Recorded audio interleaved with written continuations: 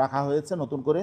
তো আমরা বলেছি যে না, বহুত্ববাদ রাখা যাবে না, বরং বহুত্ববাদের পরিবর্তে আল্লাহর উপর পূর্ণ আস্থা ও বিশ্বাস যেটা আগে ছিল এটা পুনঃস্থাপন করতে হবে।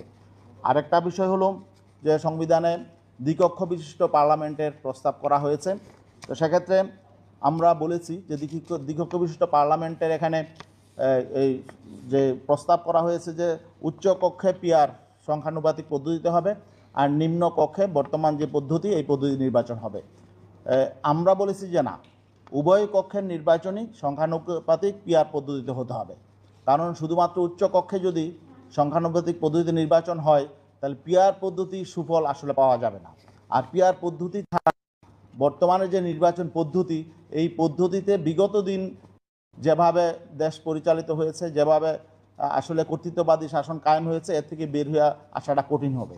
এই জন্য আমরা বলেছি উভয় কক্ষেই সংখ্যানুপাতিক পিআর পদ্ধতি লাগবে। আরেকটা বিষয় হলো যে এখানে উচ্চকক্ষের সদস্য নির্ধারণের ক্ষেত্রে ওনারা অরাজনৈতিক 50% প্রস্তাব করেছে। আমরা বলেছি না, সেখানে রাজনৈতিক দলগুলোর স্বাধীনতা কেড়ে নেওয়া যাবে না। রাজনৈতিক দলগুলোই সিদ্ধান্ত নেবে যে উচ্চকক্ষের পার্লামেন্টে সদস্য কারা থাকবে। আর বাকি আমরা বলেছি রাষ্ট্রপতির সরাসরি নির্বাচনের বিষয়টা আমরা বলেছি। তারপরে একই ব্যক্তি প্রধানমন্ত্রী, সংসদ প্রধান ও দলীয় প্রধান থাকতে পারবেন না, এ ব্যাপারে আমরা একমত হয়েছি। এবং 2 মেয়াদের বেশি কেউ প্রধানমন্ত্রী হতে পারবেন না, এই বিষয়ে আমরা একমত পোষণ করেছি।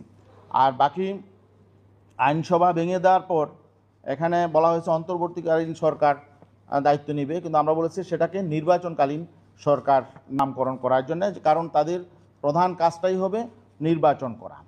তো এই জন্যে আমরা সেটা রেখেছি। আর একটা হলো নির্বাচন কমিশন সংস্কারের ব্যাপারে আমরা বলেছি একটা স্বাধীন নির্বাচন কমিশন করতে হবে। সেটা স্বাধীন, কার্যকর অর্থে স্বাধীন, নির্বাহী বিভাগ থেকে সম্পূর্ণ আলাদা থাকতে হবে এবং নিজস্ব জনবল এবং আর্থিক স্বাধীনতা তাদের থাকতে হবে। আর নিরপেক্ষ নির্বাচনে ব্যর্থ হলে এখন যেটা আছে জবাবদিহিতার কোনো সিস্টেম নেই।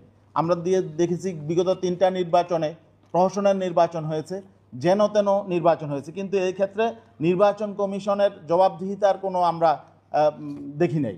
তো এই জন্য আমরা বলছি নির্বাচন কমিশন যদি ব্যর্থ হয় সুষ্ঠু গ্রহণযোগ্য নির্বাচন, ক্রেডিবল নির্বাচন অনুষ্ঠানে, তাহলে তাদেরকে জবাবদিহিতার আওতায় আনতে হবে।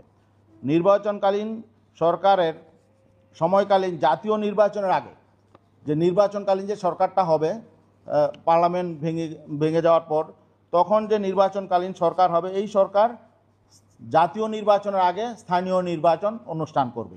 এবং বিশেষ করে এই আগামী জাতীয় নির্বাচনের আগে অবশ্যই স্থানীয় সরকারের সকল নির্বাচন সম্পন্ন হতে হবে। আর